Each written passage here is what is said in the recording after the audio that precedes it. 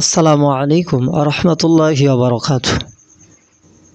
আশা করি সকলে ভালো আছো আর দোয়া করি আল্লাহ পাক সকলকে সর্বদা ভালো রাখুক।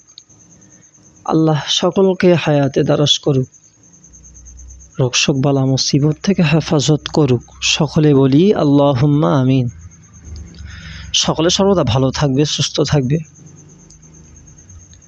আজকের আলোচনা করব 8টি কারণে ঘরে অভাব দূর হয় না। আজকের এই বিষয়ে আলোচনা করব 8টি কারণ। সে 8টি কারণ কি, এ বিষয়ে আজকে আলোচনা করব। 1 নম্বর কারণ হচ্ছে বাথরুমে ঢুকে কথা বলা।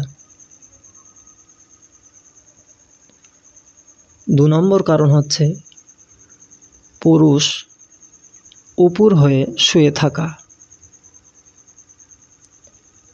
3 নম্বর কবরস্থানে গিয়ে হাসাহাসি করা। 4 নম্বর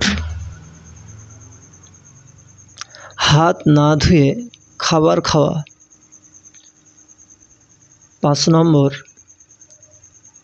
দান করে খোঁটা দেওয়া। 6 নম্বর বিসমিল্লাহ ছাড়া আহার করা। 7 নম্বর বাড়িতে কোরআন তিলাওয়াত না করা। আর নাম্বার 8 5 ওয়াক্ত নামাজ আদায় না করা। এই 8টি কারণ ঘরের অভাব আনে।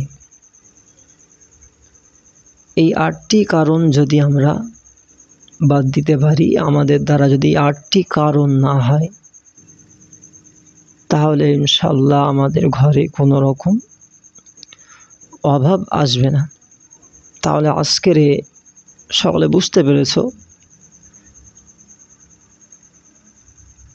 8টি কারণে ঘরে অভাব দূর হয় না।